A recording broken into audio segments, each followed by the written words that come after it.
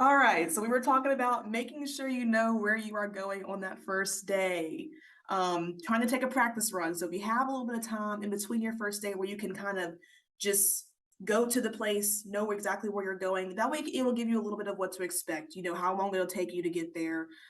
You'll know kind of where the parking's at. So that way it's not super fresh. And that way if you do get lost, at least you get lost on that day instead of the first day where you're supposed to be there at a certain time.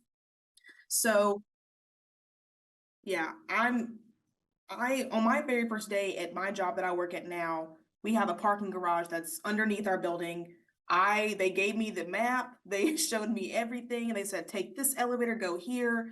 And I still arrived and got super turned around in the parking garage and could not find the elevator. So, I would have really appreciated maybe coming to Raleigh first and just kind of doing a first pass at that. So that way, even if you have questions, you can even still have a little bit of time to ask them, like, hey, I really couldn't find this elevator, or figure out the logistics of the building or know who you're meeting. So that way you can kind of get those things taken care of before that very first day. So just make sure that when that first day is approaching, a week before, trying to make sure you have all those things figured out. So knowing what you should wear, I know that I saw a lot of what you guys had on for the student presentations, and you guys all looked really, really great. You guys all showed up looking very professional, and I think that's always a great starting point. You want to put your best foot forward, but it does not hurt to ask. So in your email, when you're asking, okay, where should I be? Who should I meet? What's the address? It's also great to go ahead and ask, what is the typical dress code? Some places have, it is business casual every single day, but then you might have a site visit on one day. So maybe that day it's okay to wear jeans and, just a regular shirt. So that way you can have your boots and your hat for your PPE. And some places do Fridays where it's a casual day. But they should also have an outline, like, you don't want to go too casual and wear graphic tees that, might say things that people in a professional setting might not want to see. But that's why you want to have this conversation. You just want to be prepared. You want to make sure you don't feel uncomfortable on that first day. So it is totally acceptable to go ahead and ask them, what is the typical dress every single day? What should I expect? Especially for the first day, at least for the first day. Because once you show up that day, you can at least kind of get a good vibe. All right, you can kind of take notes. This is what other people are wearing. So for that first day, you just want to make sure you're as prepared as possible, even down to what you're wearing.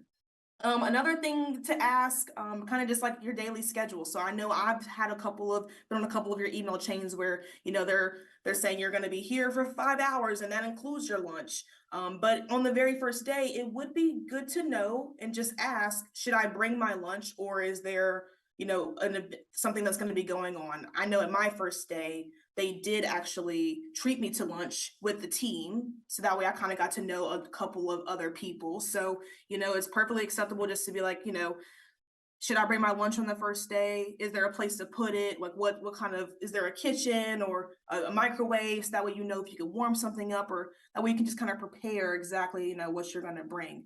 And then even the following days, because there might be some days where maybe they have lunch catered on some days, or there's a lunch and learn. So you might not need lunch on Wednesdays specifically. So just another thing to kind of throw in there to ask them, so that way you're prepared, because you're going to be hungry and no one wants you to starve. So it's totally acceptable. Just go ahead and ask them, do I need to bring money for lunch, or is there going to be a place in the office that I can put my lunch to the side? Or do I not have time for lunch? I believe you all should have time for lunch, but going ahead and asking this question gets that out the way so that way you guys can be prepared. And even with the lunch and learns, like lunch and learns are really great opportunities for you, not only to learn about maybe a specific trade that's coming in and talking about a product, but also be able to kind of just build some corral and talk to other people. So, even if it's not like, are you guys feeding me this day? It's like, if lunch is included, is this also a great time to learn and connect with some of my other coworkers? Is it okay to join in on some of those sessions? I would love to learn a little bit more. So it's not always just about the food, but if food is included, that's always a plus. But definitely want to word it in a way that it's a learning opportunity that you would be open to that. So we all know we're not perfect and things happen. I've been on my way to work before and my car just completely cut off. Did not know what was going on. I wasn't even halfway. And I was stranded on the side of the highway. and I had to call my mom, and she had to pick me up. And it was a little scary because I'm like, okay, I have a meeting, I have somewhere to be, I have people that are depending on me to show up to work at a certain time. So things happen. There's something that's all things just pop up. And I think as we're now high schoolers, we know that everything doesn't go perfect. So I think it's important to, when something doesn't go according to plan, take a deep breath and just make sure you communicate. I don't think that you guys should be having a flat tire once a week. I don't think that is going to be a good look at how people see you as a future employee. But if you get a flat tire, or your car is not cranking up, I think the biggest thing to do is just communicate with people. People are very understanding. They understand that these things happen, and it's probably happened to them at some point. So I think it's important, like if something does come up, take a deep breath, make sure you're safe, figure out how you're going to get to where you have to be, or how you're going to attack the problem, but you need to make sure you communicate. And it's best to directly communicate with them. And you can always feel free to copy us on the email, or even just include us.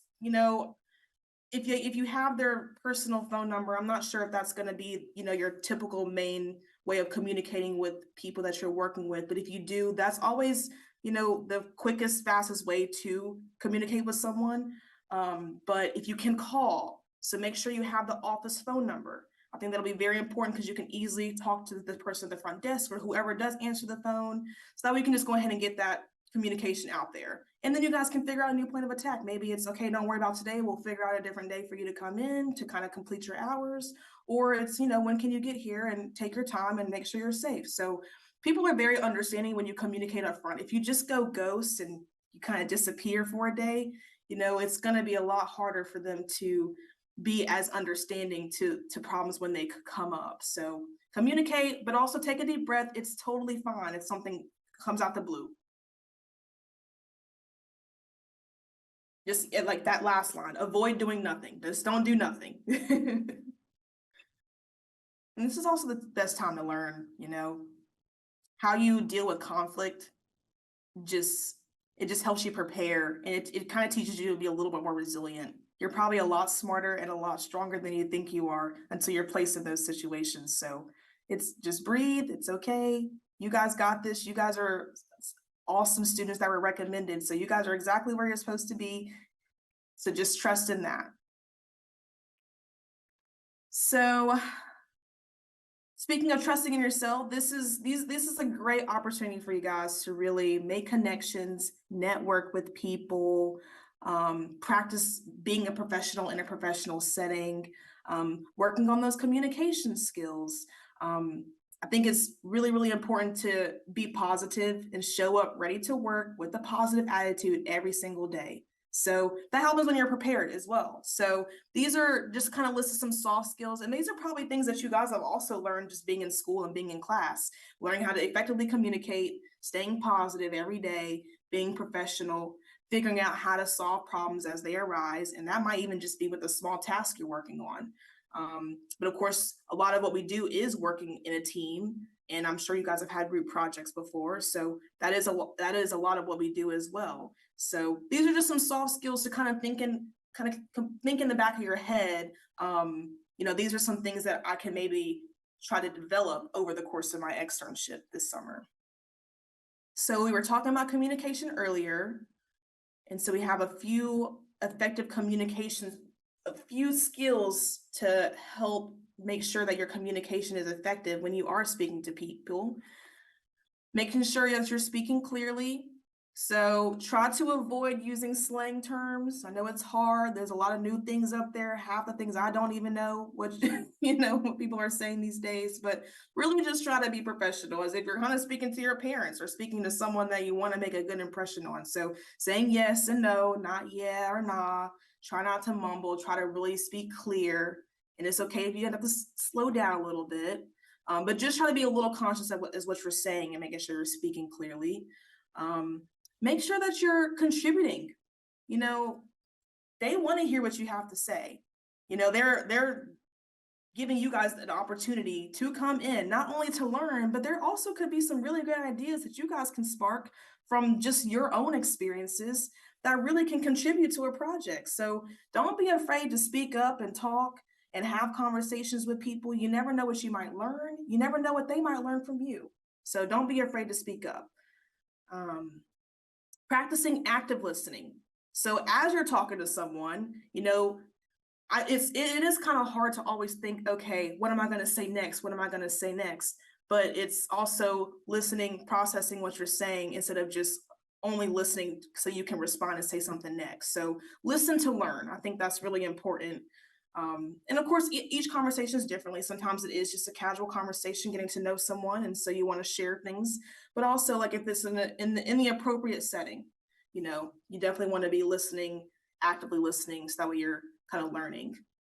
And when you're listening and you're talking to people, it's really important that you're making eye contact, and not using too much verbal body language to make it seem like you're not interested in what they're saying. So one thing, like when you're presenting, I know we kind of talked about it when at one of our sessions, making sure like, your chest is up and your back's not facing the person that's speaking, or your arms are crossed. So, just kind of try to be a little aware as to how you might be coming across to people when they're talking to you and when you're trying to learn or in those situations. So the way you stand, folding your arms, those are all forms of communication. So you want to always just try to make sure you look like you're open to learning when someone's talking to you.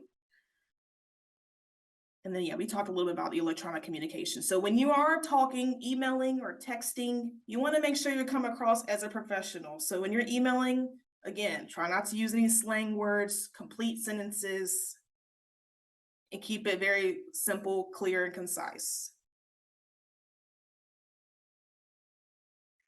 So again, we talked about listening, when someone's talking to you, to make sure you're being attentive, ask questions that might spark some maybe continuation of questions. Like, you guys need to feel comfortable being able to speak up. You are there to learn, but then again, if you have questions and someone's saying something to you, don't be afraid to continue asking questions. And if you need something to be more clear, don't be afraid to ask, wait, can you repeat that? Or I didn't understand the certain part that you're talking about with this specific item. So it's okay to follow up with additional questions. Paraphrasing. So like if someone's speaking and you're kind of got like 10 minutes of what someone said, it's okay to just say, I just want to make sure I'm understanding this right, and really kind of just go through those bullet points of what you picked up, make sure you're getting everything clear. So yeah, summarizing that, I think those are all really good active listening skills while you're in the office. And again, we kind of talked about this on just those nonverbal communication skills. I think it's just very important to be aware as to how you kind of come across. So maintaining that eye contact, nodding your head, making sure that you're like, okay, don't just blankly be staring through them. Smile, show that you're interested in what they have to say. The more interest you show, the more they might be willing to share. The more knowledge they might want to spread to you. And then of course, having a positive attitude, having a good tone of voice that matches, your energy and your willingness to learn is also very important. Yep. So stay positive attitude, and be excited to learn.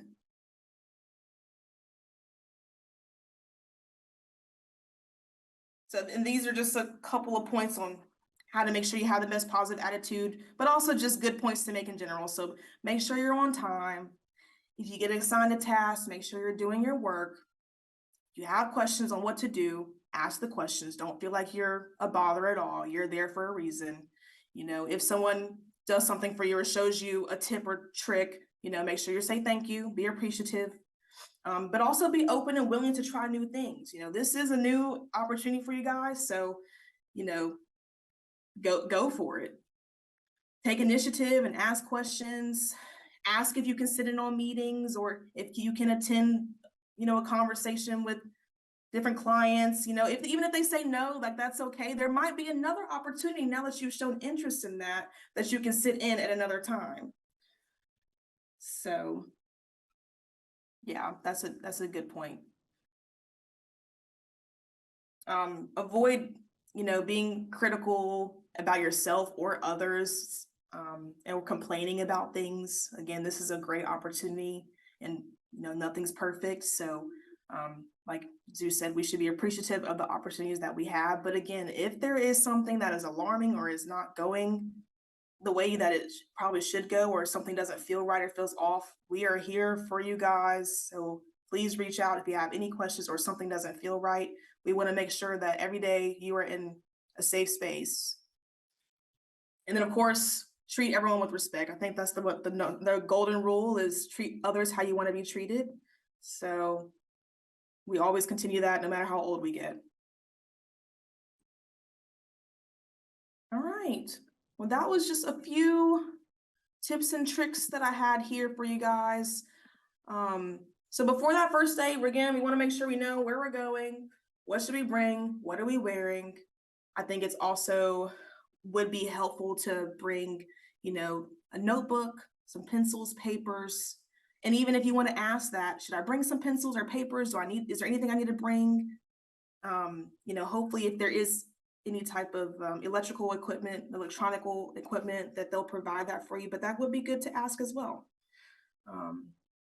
So I wanted to kind of open it up. If Eric, Karen, Zoo, if y'all have anything else you want to add, and students, if you guys have any questions, as well as students that have done this before, if there's anything that you guys maybe have learned in your previous externship that you think would be helpful to share, we'll just open the floor here for anyone to add on.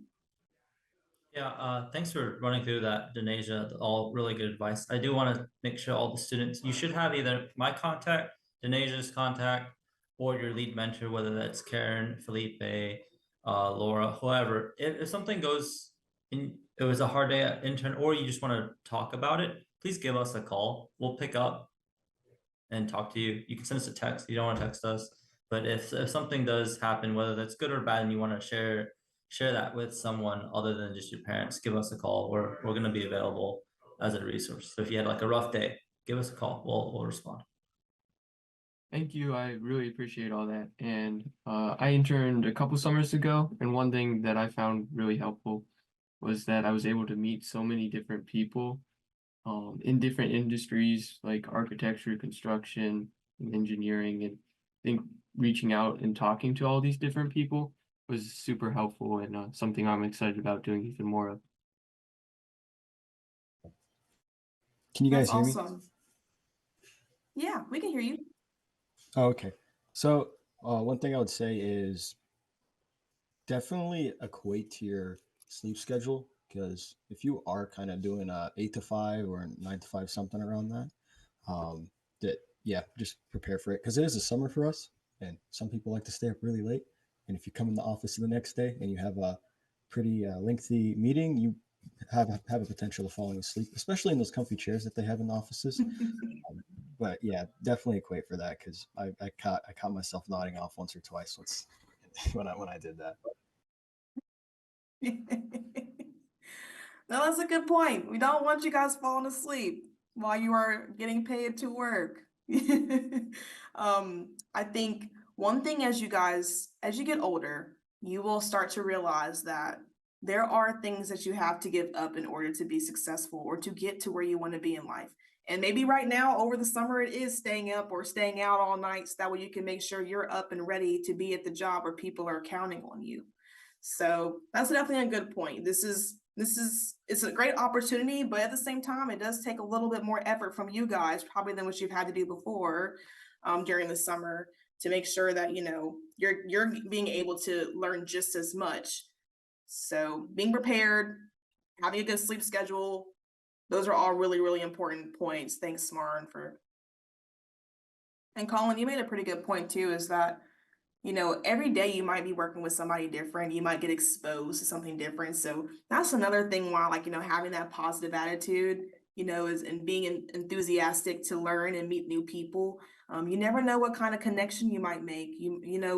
Someone might be interested in the same sport that you are playing right now, or so it's really good to, whenever you kind of are thrown into situations where you're meeting a lot of people, just be yourself, but also be open to meeting people and making connections. Later, 5 years from now, you never know that person you met at this meeting one day, you might cross paths again. So just stay open to to anything. I was gonna say no pressure, guys. You're representing Ace, no pressure. But no, all good points. I think Denasia covered it really well. We're excited for you guys. It's okay to be nervous. We're here as a resource if you need it.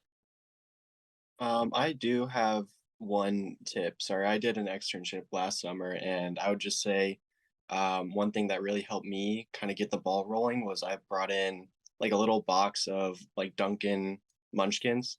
And I feel like that really kind of opened it up, and maybe I got like invited to a call or like sit in on a phone call. And so, yeah, I mean, it's definitely not required, but it does help get the ball rolling.